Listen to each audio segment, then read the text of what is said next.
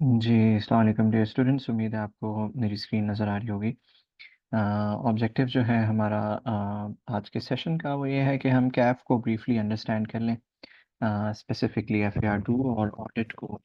अ, हम एक एक ओवरव्यू ले लें कि एक तो ये कि सिलेबस क्या है, सिलेबस में क्या चीज़ ज़्यादा इम्पोर्टेंट है, क्या चीज़ कम इम्पोर्टेंट है, क्या कॉमन मिस्टेक्स रहती हैं जिस वजह से स्टूडेंट्स फेल होते हैं, और हमारा कोर्स जो है वो किस तरीके से डिज़ाइंड है, क्या-क्या सोर्सेज़ हैं एक्सेस करने के, और साथ ही साथ फिर क्या स्टडी प्लान रहना चाहिए, किस तरीके से रिस्पेक्टिव सब्जेक्ट्स को कवर करना चाहिए। सही। Before moving any forward I would recommend के you guys should just understand if there are any questions you can ask those questions by writing in the chat window। अगर आप chat window में लिख दोगे तो मुझे सवाल नज़र आ जाएगा, आपको माइक अनम्यूट करने की या आपको मुझसे डायरेक्टली पूछने की ज़रूरत नहीं है। I am very happy to take your questions on the go. There is absolutely no problem. आप बस सवाल लिख दो, मुझे नज़र आ जाएगा, and as soon as possible I will answer that question. सही है जी। Brief introduction of today's session. So, what all we'll be covering, we'll be looking at a brief profile of mine. Then we'll cover auditing and FAR 2. These are the two subjects that I'm taking in CAF. Uh, मुझे सबसे पहले तो ये जानना है कि यहाँ पे जो मेरे पास स्टूडेंट्स हैं, वो प्रिडोमिनेंटली CAF 5 से रिलेटेड हैं या CAF 8 से रिलेटेड, यानी कि ऑडिटिंग से रिलेटेड हैं या FAR 2 से रिलेटेड हैं। So you could just please type in the chat window ताकि मुझे अंदाज़ा हो जाए कि आप किस सब्जेक्ट से रिलेटेड हैं। सही। सो आप लोग जो है वो प्रिडोमिनेटली CAF 5 से रिलेटेड हैं या FAR 2 से हैं। सो एसेंशियली स्पीकिंग हम फिर हम CAF 5 को ही पहले कवर करते हैं, और उसी के हवाले से ज़रा डिस्कशन करते हैं। So very quickly to introduce myself, मेरा नाम अमार है। मैं बुनियादी तौर पर तो CFAP और MSA को पढ़ाता हूँ। और जब से मैंने टीचिंग शुरू की है 2012 से, मैं CFAP और MSA का ही टीचर हूँ। मैं पहले 9 साल फिज़िकली, प्रिडोम सिर्फ फिज़िकली पढ़ाता रहा हूँ फाइनल्स को या CFAP MSA को, और अब पिछले 4 सालों से ऑनलाइन प्रिडोमिनेटली पढ़ा रहा हूँ CFAP और MSA को। सो मेनली CFAP और MSA को मैं पढ़ाता हूँ। हाउएवर कैफ को मैं ऑन एंड ऑफ पढ़ाता रहा हूँ। सो बीच में कुछ एक आधा हमने सेमेस्टर जो है वो फिज़िकली भी पढ़ाया 2013 2014 में, फिर कुछ कुछ अरसा ऑनलाइन पढ़ाया। बट ये कहना चाहिए कि कैफ को पढ़ाते मैं उतना इंजॉय नहीं कर पाता, बिकॉज उतना उतना बड़ा सिलेबस नहीं होता या उतने ट्रिकी कॉन्सेप्ट्स नहीं होते, फेयरली स्ट्रेट फॉरवर्ड होता है। But nevertheless I would still I still feel के वक्त के साथ साथ कैफ की जो कॉम्प्लेक्सिटी है उसको आई कैप इंक्रीज कर रहा है और कोशिश कर रहा है कि ज़्यादा प्रैक्टिकल कॉन्सेप्ट्स टेस्ट करे। स्पेसिफिकली अब कैफ 8 बड़ा मज़ेदार पेपर बनता जा रहा है। सो अब मुझे थोड़ा सा मैं एंजॉय करना शुरू किया है कैफ को भी पढ़ाना। Otherwise to be very honest and frank with you guys, मैं पहले को इतना ख़ास एंजॉय नहीं करता था कैफ को पढ़ाना, और मैं अवॉइड करता रहा हूँ हमेशा कैफ को पढ़ाना। From the perspective of my own education, I've done several qualifications. So I'm a fellow chartered accountant. I've also done CFA.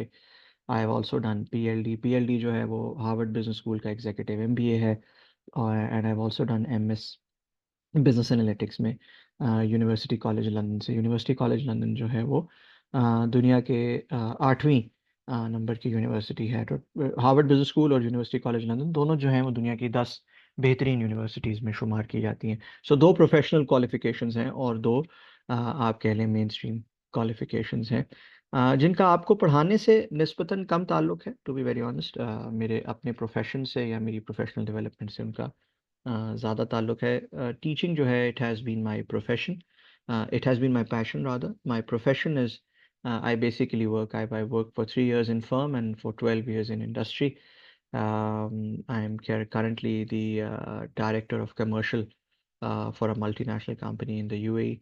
Uh, as far as teaching is concerned, as I told you, CFAP और MSA predominantly मेरे areas हैं, and I've taught almost 7,000 students have passed their papers CFAP MSA में. तकरीबन मेरे पास close to 1,000 students होते हैं in every semester, और रफली 7,000 बच्चे अपना पेपर पास कर चुके हैं. 64% पासिंग रेशो है, और करीब 1,000 स्टूडेंट्स जो हैं मेरे वो क्वालिफाइड चार्टर्ड अकाउंटेंट्स बन चुके हैं, और 8 अपने सब्जेक्ट्स में डिस्टिंक्शन ले चुके हैं. ये तमाम स्टेटिस्टिक्स जो हैं ये सीए फाइनल्स के हैं. From an ICAP perspective, मैं अकाउंटिंग स्टैंडर्ड्स बोर्ड का हिस्सा हूँ पिछले 7 साल से. I am a member of the technical advisory group of the accounting standards board. उससे पहले मैं अकाउंटिंग स्टैंडर्ड्स कमेटी का हिस्सा था. सो ऑल्दो मैंने अब प्रोफेशनली अकाउंटिंग में कोई ख़ास लंबा काम नहीं किया, थोड़ा सा ही किया. फिर I went into strategy, marketing and commercial, diversify कर लिया मैंने. But I in terms of teaching and in terms of professional association, I've been associated with accounting as part of ICAP, as well as instructor for CA finals. So without further ado, मेरा ख्याल है हमें सीधा कैफ 5 पे चलना चाहिए और ज़रा हमें डिस्कस कर लेना चाहिए. मेरे पास कैफ 8 की भी स्लाइड्स थी, बट मेरा ख्याल है कैफ 8 पे नहीं जाते, हम सीधा कैफ 5 पे चलते हैं और हम ज़रा डिस्कस कर लेते हैं कि कैफ 5 जो है वो प्रिडोमिनेटली क्या सब्जेक्ट है और आपकी उसके लिए क्या अप्रोच होनी चाहिए. कहीं पे भी किसी भी जगह पे आपका कोई सवाल हो तो रोकिए. मैंने एक सवाल अब्दुल अहद आपका नोट कर लिया है. मेरा ख्याल है आपका ये सवाल थोड़ा सा पर्सनल नेचर का है. हम ये करते हैं कि इसके लिए हम एक कॉल कर लेते हैं. इसकी फ़ौरन बाद जो है I can call you up. आप मुझे मैसेज कर देना, मैं आपको कॉल कर लूँगा, and we can have a chit chat कि आपका जो ये मसला है इसको हम किस तरीके से एड्रेस कर सकते हैं. ठीक है. हाँ. Okay. Now let's move to CAF 5. हाँ जी. कैफ 5 जो है या FAR 2 जो है, आप लोगों का क्या ख्याल है? What do you guys feel के ये सब्जेक्ट किस बारे में है?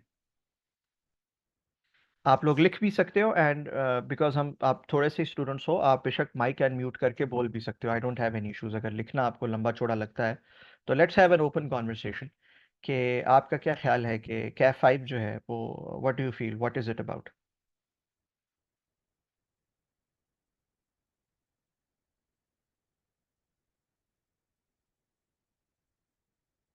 हाँ जी. Any feedback?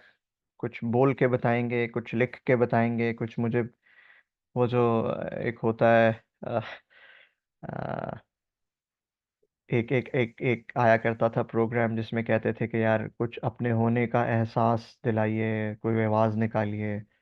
So please.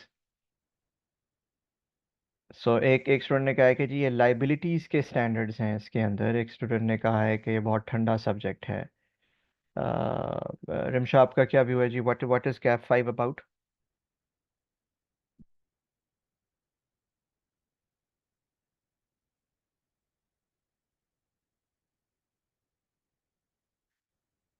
Accounting and reporting. अच्छा जी. सो देखिए, मैं अर्ज कर देता हूँ. कैफ 5 जो है it is predominantly about Kaif 5 में आपके फंडामेंटल्स सेट होंगे फॉर फाइनेंशियल रिपोर्टिंग. सही है. फंडामेंटल्स सेट होंगे फॉर फाइनेंशियल रिपोर्टिंग. अब ये बड़ा ज़रूरी है समझना आपके लिए कि अगर आप कहते हो कि यार फंडामेंटल्स, तो क्या इसका मतलब है ये मेराज नहीं है अकाउंटिंग या रिपोर्टिंग की? नहीं जी, बिल्कुल भी नहीं है, ये मेराज नहीं है. इसके बाद there is a very difficult paper जो कि फाइनल्स में है, सीफैप में है. और वो भी इवन उसके अंदर भी इतनी कोई कॉम्प्लिकेटेड टेस्टिंग नहीं होती. फाइनेंशियल रिपोर्टिंग अब स्टैंडर्ड्स काफ़ी मुश्किल कर दिए गए हैं, इस तरह से बना दिए गए हैं कि they are quite difficult now. And CAF 5 सिर्फ एक बुनियाद आपकी सेट करता है, आपको इंट्रोड्यूस करवाता है to all the various aspects जो कि फाइनेंशियल स्टेटमेंट्स बनाते हुए आपको एड्रेस करने पड़ सकते हैं. आप सबको ये मालूम है ना कि फाइनेंशियल स्टेटमेंट्स क्या होती हैं, या नहीं मालूम? हाँ जी, बोल के भी बता सकते हैं यार आप मुझे.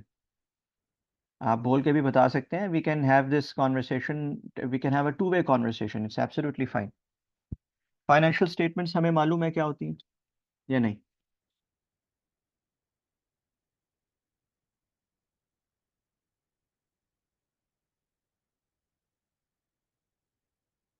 हाँ जी अब्दुल हाद साहब, क्या होती हैं फाइनेंशियल स्टेटमेंट्स?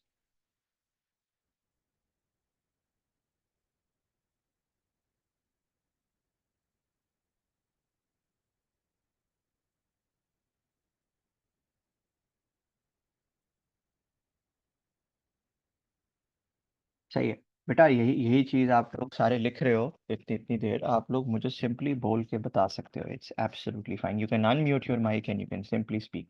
ठीक है, कोई ऐसा मसला नहीं है। बिल्कुल ऐसे ही है जी। सिनेरियो ये है कि जो कंपनी साल के एंड पर बनाती है, या कंपनी की फाइनेंशियल एक्टिविटीज़ होती हैं, होता क्या है, कंपनी ने सारे साल के दौरान कारोबार किया होता है, बिजनेस किया होता है।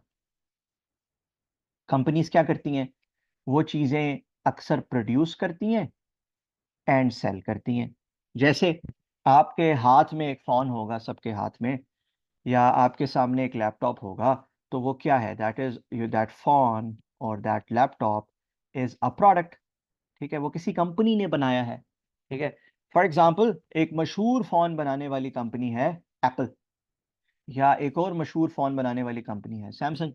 हो सकता है आपके हाथों में जो फ़ोन पकड़ा हुआ है वो एप्पल या सैमसंग में से किसी का फ़ोन हो। अब एप्पल और सैमसंग सारा साल डिफरेंट डिवाइसेस प्रोड्यूस करती हैं और सेल करती हैं। अब आपका क्या ख्याल है, डिवाइसेस प्रोड्यूस करने में अखराजात आते होंगे, खर्चा होता होगा ना, डिवाइस प्रोड्यूस करने में, मैन्युफैक्चर करने में, असेंबल करने में खर्चा होता होगा। इसी तरह डिवाइस सेल करने में इनकम आती होगी। तो बहुत से इनकम्स एंड बहुत से एक्सपेंसेस कंपनीज इंकर कर रही होती हैं सारा साल। ऐसे ही है, मैं सही कह रहा हूँ? एंड इसी तरह कंपनीज के पास बहुत से एसेट्स होते हैं, जैसे प्लांट मशीनरी होगी, जैसे बड़ी बड़ी बिल्डिंग्स होंगी। हम कहते हैं जी एप्पल के हेडक्वार्टर्स जो हैं वो सैन फ्रांसिस्को में है, सिलिकॉन वैली में, इतनी बड़ी बिल्डिंग है क्या। और अक्सर एप्पल और फेसबुक और गूगल के हेडक्वार्टर्स जो हैं, उन उनके हवाले से कहा जाता है कि कैलिफोर्निया में और सैन फ्रांसिस्को में और ये जो सारे वेस्ट अमेरिका में जो बड़े बड़े इनके दफातर हैं, कहा जाते हैं बड़े ज़बरदस्त दफ्तर हैं जी। तो वो सब एसेट्स हैं कंपनी के। इसी तरह कंपनी ने अक्सर लोन्स भी लिए होते हैं। कंपनी के पास सारा पैसा अपना तो नहीं होता, बैंकों से, बड़े बड़े बैंकों से कर्जे लिए होते हैं, तो वो लाइबिलिटीज़ भी होती हैं। तो कंपनीज के पास अखराजात हैं, एक्सपेंसेस, इनकम है जो वो कमाते हैं, बहुत से एसेट्स हैं और बहुत सी लाइबिलिटीज हैं। कंपनी इन सब को शो करती है, दिखाती है, इनकी डिटेल्स बताती है अपनी फाइनेंशियल स्टेटमेंट्स में। सही है। क्यों बताती है? इसलिए बताती है कि कंपनी, क्या कंपनी एक नेचुरल पर्सन होती है? क्या कंपनी एक ह्यूमन बीइंग होती है? क्या एप्पल, गूगल या फेसबुक किसी इंसान का नाम है आप लोगों के ख्याल में? हाँ जी। यार आप लोग जब तक मुझसे इंटरेक्ट नहीं करेंगे मुझे मज़ा नहीं आएगा। मैं बिल्कुल बोर होता रहूँगा कि क्या, मैं क्या पढ़ा रहा हूँ, और and there's nobody who's on the other side of the call, huh?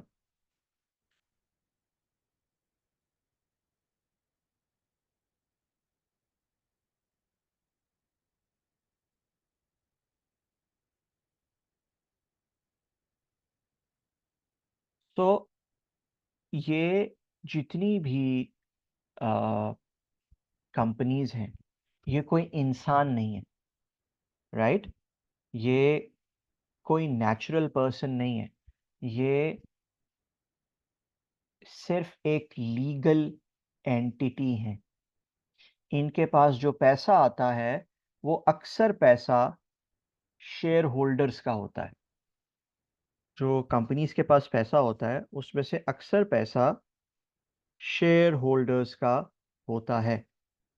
अब अगर इसमें से अक्सर पैसा शेयर होल्डर्स का है, तो कंपनी को अपने मालिकान को ये बताना है ना कि मैंने क्या कमाई की, मैंने क्या खर्चा किया, मैंने आपके पैसे को किस तरह से सारा साल मैनेज किया। राइट। बिल्कुल ऐसे ही है जैसे आपकी दुकान हो, लेकिन आप कहीं बाहर रहते हो और आपने एक मैनेजर रखा हो। तो आपका मैनेजर आपको बताएगा ना, सर, कि आज सारा दिन ये सेल हुई, इतने एक्सपेंसेस हुए, इतनी इनकम कमाई, क्योंकि दुकान आपकी है। उसी तरह एप्पल, सैमसंग, ये सब जो दुकानें हैं, ये सब जो एंटिटीज हैं, ये शेयर होल्डर्स की हैं। तो share holders, bankers, governments, tax authorities, ये सब फाइनेंशियल स्टेटमेंट्स के यूजर्स हैं। इन सब को बताना होता है, लिहाजा फाइनेंशियल स्टेटमेंट्स बनाई जाती हैं। Right. Now the important point here is कि फाइनेंशियल स्टेटमेंट्स जो हैं वो बनाते हुए किस तरह से बनानी है, क्या रूल्स एंड प्रिंसिपल्स लगाने हैं, ये बहुत से स्टैंडर्ड्स बताते हैं। जैसे एक स्टैंडर्ड है, उसे हम बोलते हैं IS-1। IS-1 क्या बताता है? IS-1 ये बताता है कि फाइनेंशियल स्टेटमेंट्स में फाइनेंशियल स्टेटमेंट्स में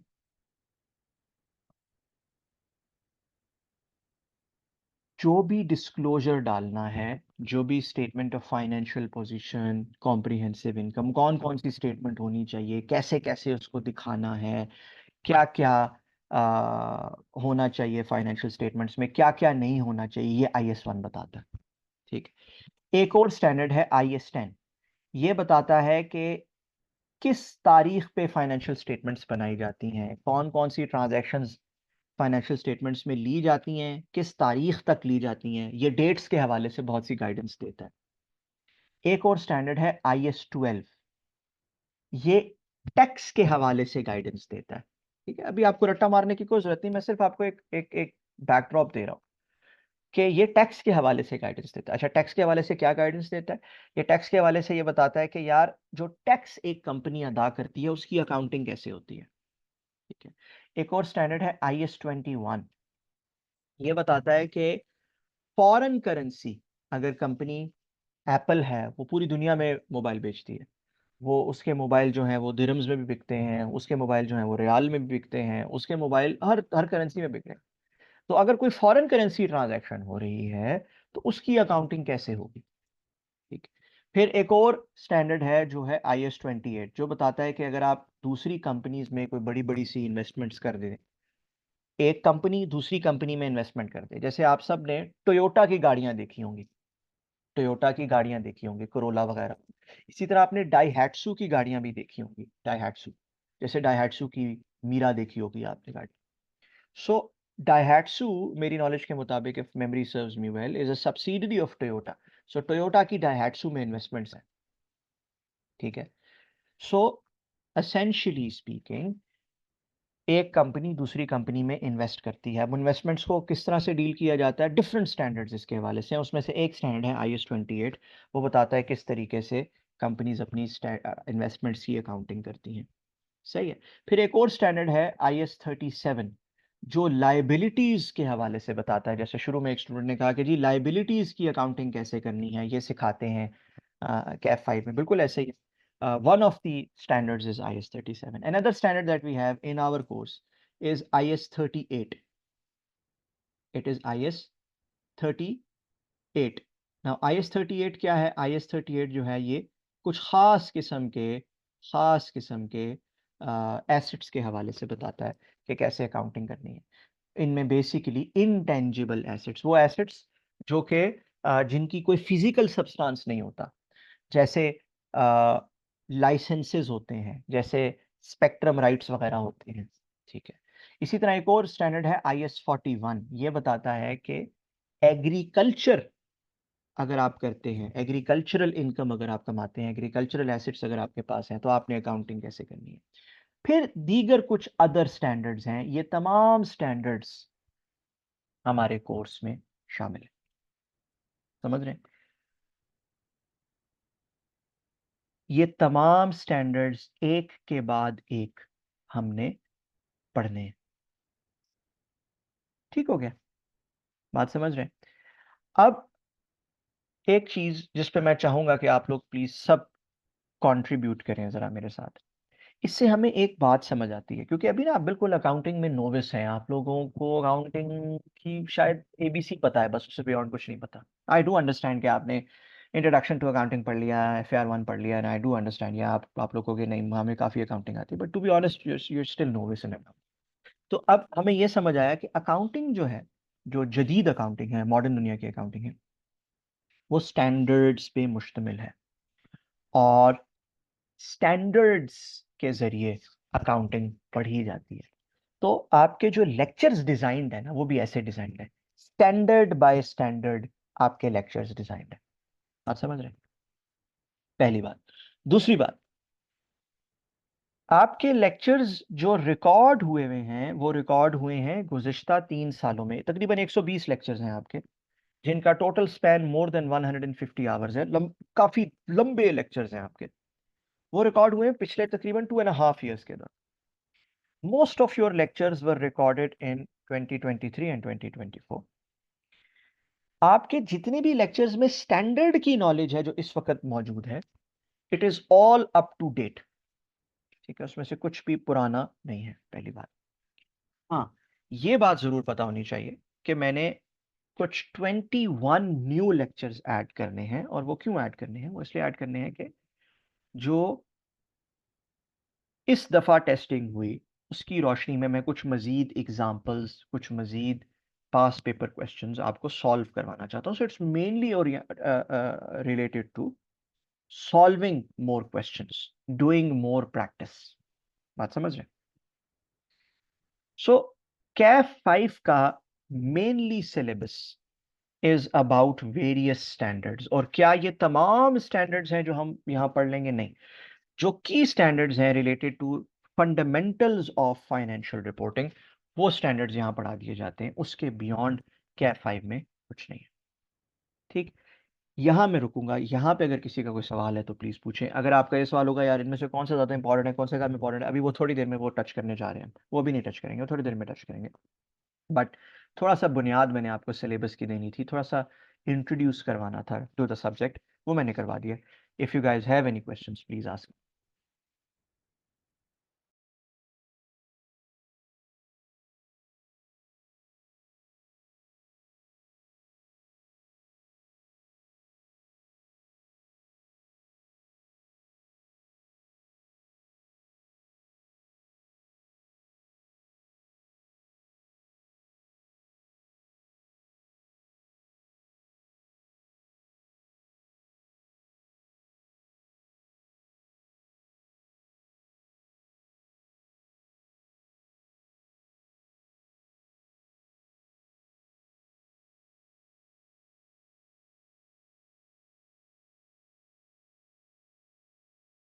No questions?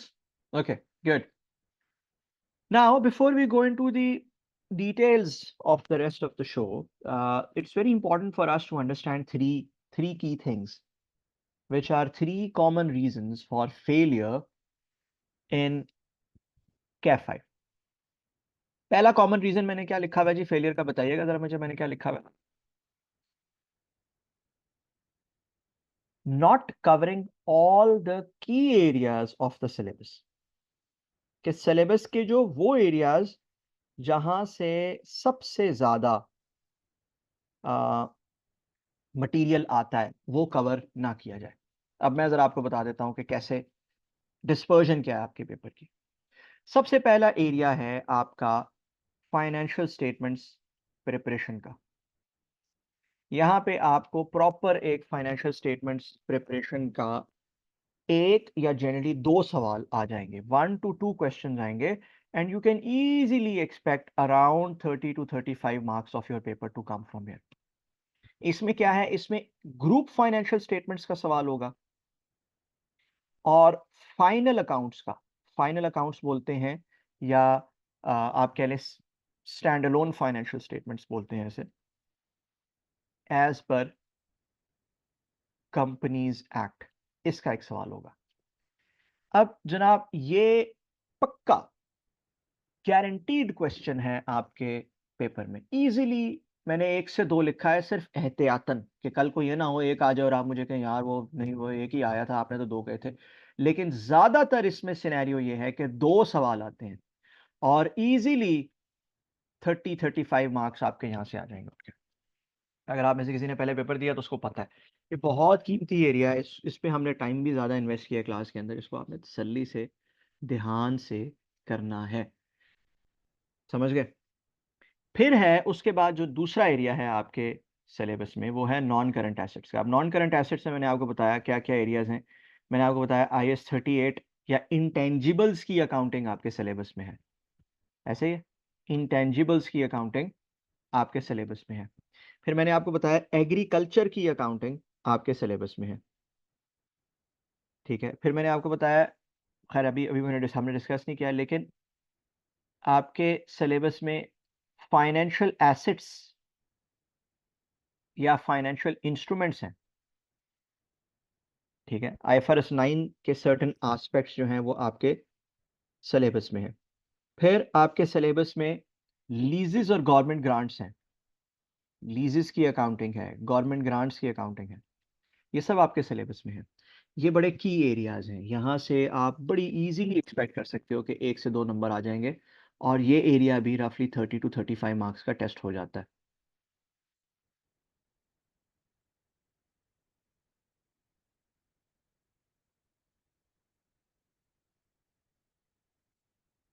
समझ रहे हैं? देन द थर्ड एरिया, जो कि आप कह लें अदर स्टैंडर्ड्स हैं। ठीक है ना? इसमें कोड ऑफ एथिक्स का सवाल भी आता है अक्सर। ठीक है? वो भी मैंने आपको सिखाया है।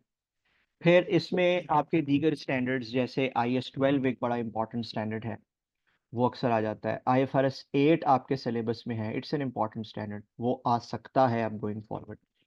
ये स्टैंडर्ड्स हैं कुछ जो क्रिटिकल हैं। बुनियादी तौर पे स्टूडेंट्स मार क्या खाते हैं, स्टूडेंट्स पूरा सिलेबस कवर ही नहीं करते, स्पेसिफिकली जो की एरियाज ऑफ सिलेबस मैंने मेंशन किए हैं कवर नहीं करते। जब कवर नहीं करते तो जाहिर है फिर आप मार्क्स नहीं ले पाते। ठीक है? That is the first error usually which leads to failure. The second error is के जनाब आपके पास कॉन्सेप्चुअल ग्रास्प भी नहीं है डिफिकल्ट टॉपिक्स की। अब ये बड़ी एक इंटरेस्टिंग बात है। There are two ways always to approach accounting. एक होता है कि आप कॉमन सेंस बेस्ड लर्निंग करें और एक होता है कि आप रूल्स की क्रैमिंग करें। कोई मुझे बता सकता है, जरा माइक अनम्यूट करके बता दें, चैट में टाइप करके बता दें कि what do we mean by common sense based learning and rules की cramming.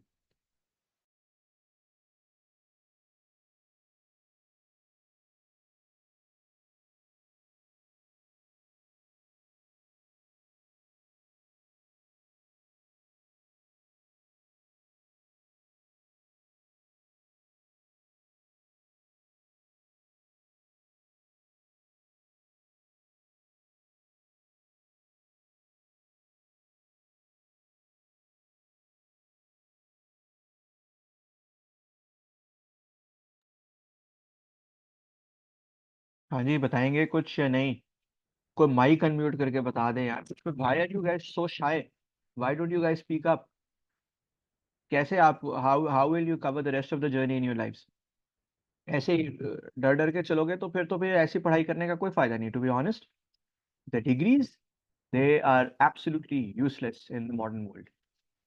You need to be able to communicate properly and effectively. Personal skills are all that matters in the modern world if you really want to make a career out of your life. अगर सिर्फ कुछ याद करना है, समझना है, वो ठीक है। अगर खामोशी से बैठ के कुछ सीखना है फिर ठीक है।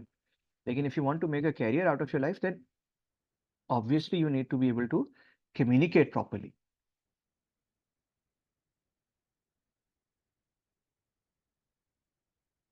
अब्दुल्लाहद कह रहे हैं, और ये भी मुझे उन्होंने डायरेक्ट मैसेज किया, कह रहे हैं कि जी कॉमन सेंस जो है वो थ्रू अंडरस्टैंडिंग, क्रैमिंग से मुराद है कि सिर्फ कॉन्सेप्ट्स लर्न कर लें और एप्लीकेशन ना हो।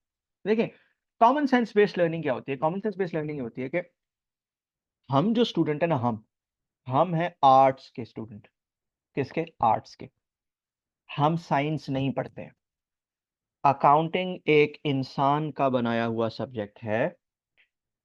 अल्लाह मियाँ के बनाए हुए रूल्स जो हैं उनका डायरेक्टली ताल्लुक अकाउंटिंग से नहीं है। For example, light travels in a straight line, ये अल्लाह ताला का बनाया हुआ असूल है। ठीक है।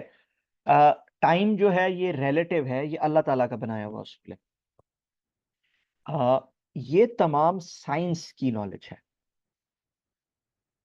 हाउएवर, आपने इन्वेंट्री को लोअर ऑफ कॉस्ट या एनआरवी पे रिकॉर्ड करना, ये अल्लाह ताला का बनाया हुआ असूल नहीं है। ठीक? ये एक इंसान का बनाया हुआ असूल है। सो इंसान का जब भी असूल होता है, उसके पीछे कोई ना कोई तुक होती है, कोई लॉजिक होती है। जैसे हम कहते हैं यार, अगर आप इशारा तोड़ोगे तो आपका फाइन होगा।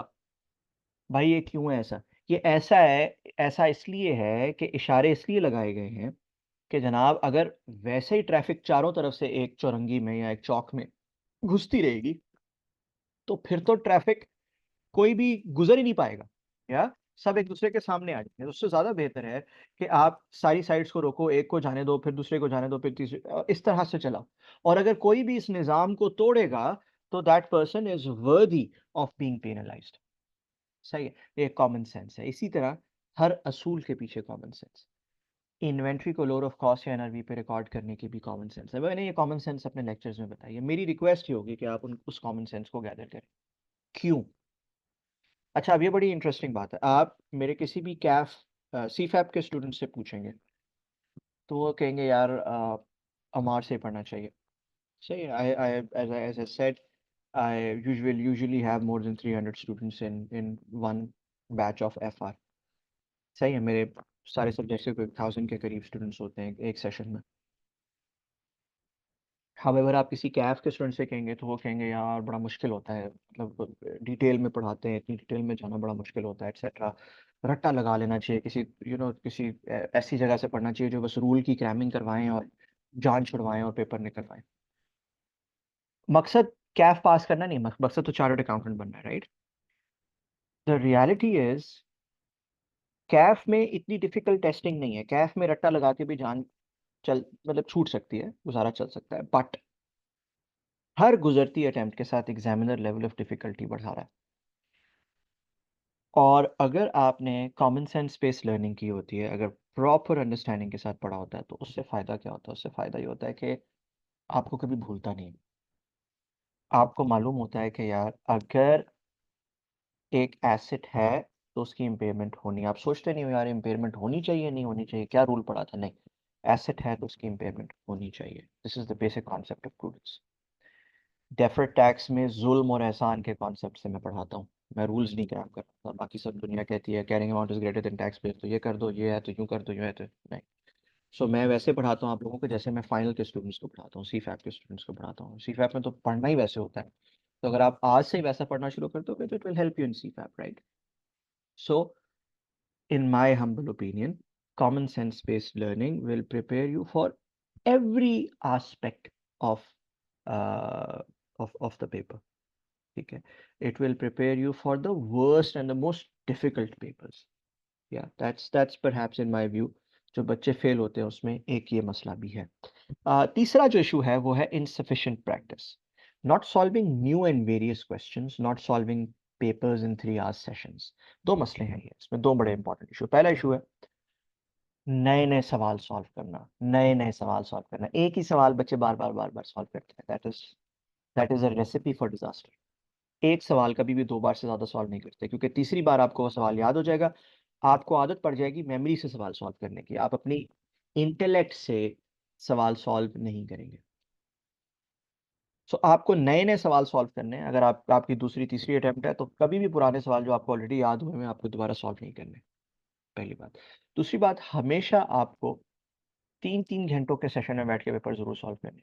ऐसा नहीं कि मैंने इन्वेंट्री के सवाल सॉल्व करना शुरू किया तो बस इन्वेंट्री का ही करता गया, फिर इंटेंजिबल्स के शुरू किया तो उसी का, पीपी के शुरू किया तो उसी के करता गया। नुकसान उससे ये होता है कि पेपर में तो 6 सवाल आएंगे अलग अलग तरह। आपको आदत है कि एक गो में बैठ के मैं एक ही तरह के सवाल सॉल्व करता हूँ, तो जब एक से दूसरे, दूसरे से तीसरे, तीसरे से चौथे सवाल में ट्रांजिशन करनी होगी, आपके लिए इंतहाई दिक्कत हो जाएगी पेपर, राइट? सो ये 3 बड़े रीजंस हैं of failure in CAP 5 that you must avoid. Got it? Any questions on this one? Please पूछे।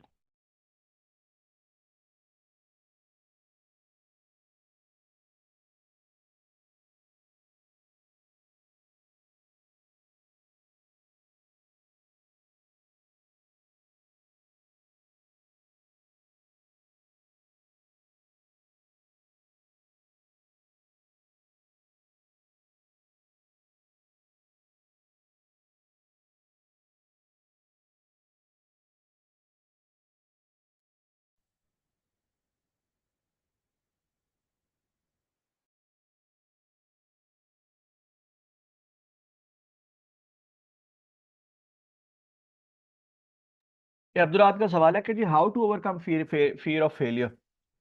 इसका बड़ा आसान सवाल है। अगर आपने जवाब सॉरी बहुत आसान है।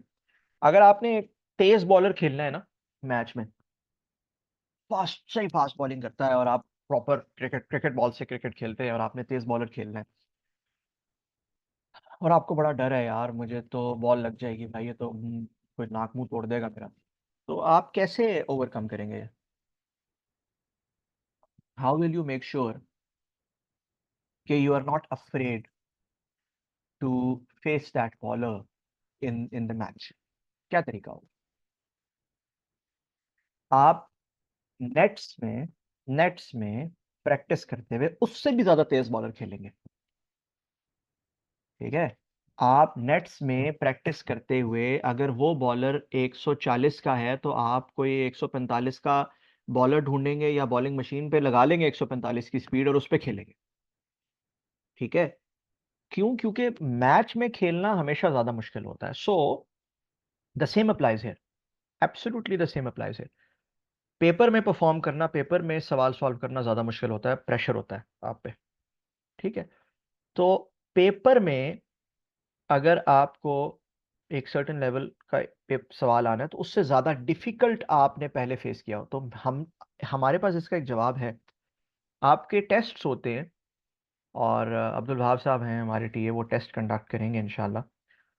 वो जो टेस्ट हैं वो इंतहाई डिफिकल्ट है, मतलब वो इतने डिफिकल्ट हैं कि अक्सर कैफ के स्टूडेंट्स मुझे कहते हैं सर आपने ये क्या टेस्ट बना दिया है और ये तो हमारे समझ ही नहीं आ रहा।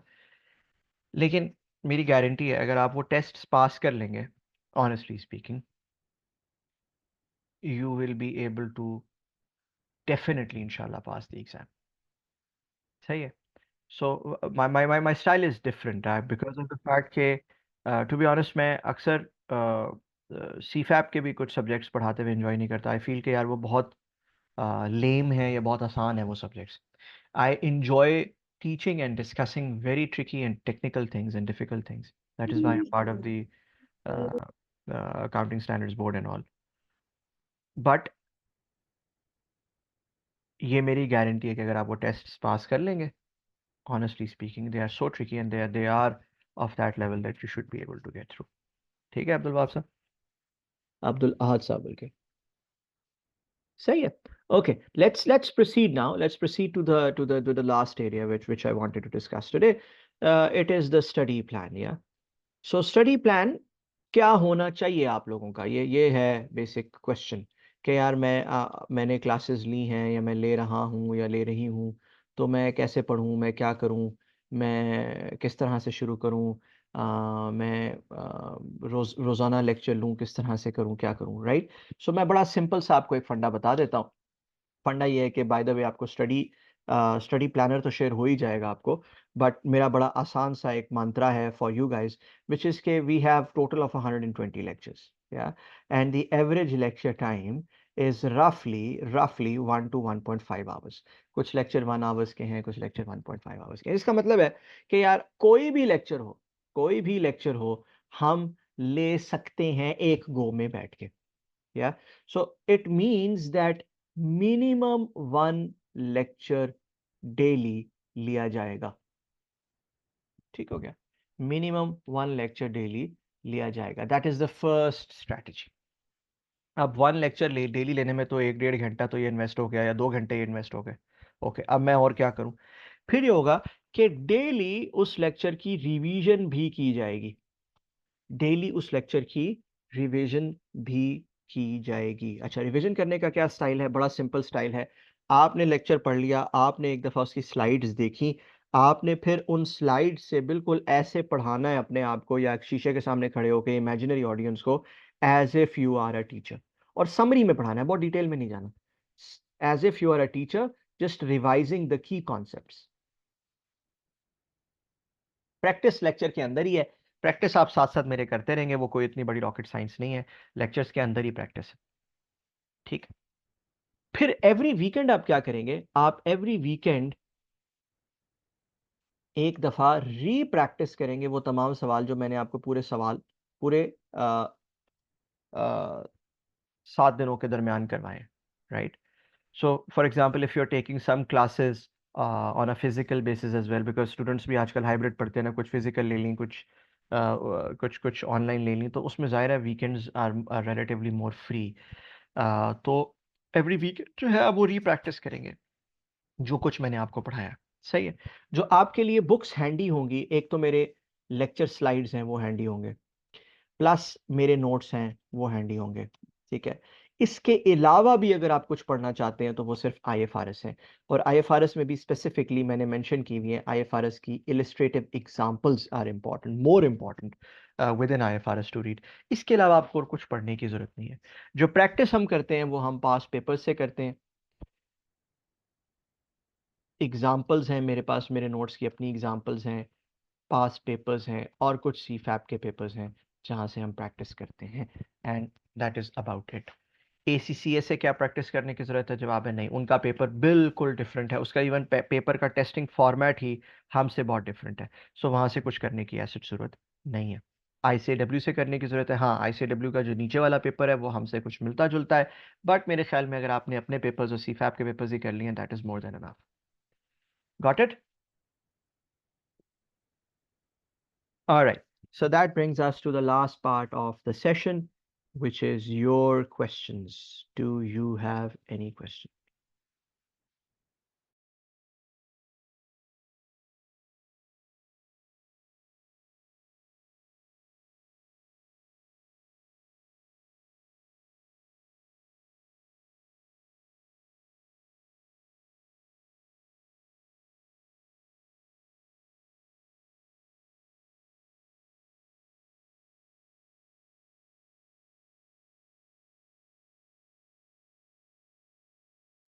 Anjay, do you guys have any question?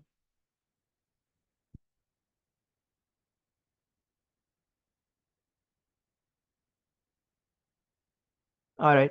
I would take the silence as a no.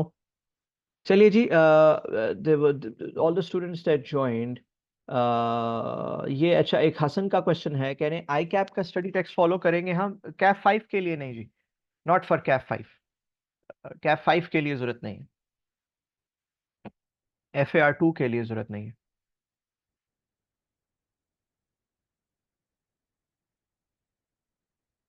सना का क्वेश्चन है कि मेरे नोट्स ई बुक की फॉर्म में होते हैं जी।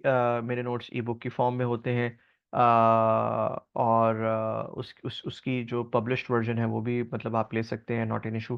बट मेनली मेरे मेरे नोट्स जो हैं बच्चे वो ऑनलाइन सॉफ्ट में इस्तेमाल करते हैं, क्योंकि पढ़ी आप सॉफ्ट में रहे हैं या ऑनलाइन रहे हैं तो फिर ज़ाहिर है नोट्स नोट्स भी आपको वो आपको LMS के ऊपर ही मिल जाते हैं। It's not a big deal. मैं अभी व्हाट्सएप ग्रुप के अंदर जब आपसे पूरा वो फोल्डर शेयर करूंगा तो उसमें सब कुछ शामिल होगा।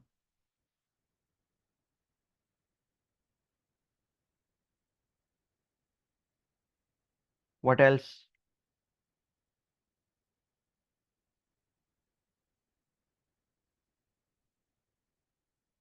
ऑलराइट, ठीक हो गया। चलें, it's fairly late in Pakistan now. Thank you very much for joining in, and अल्लाह हाफिज़।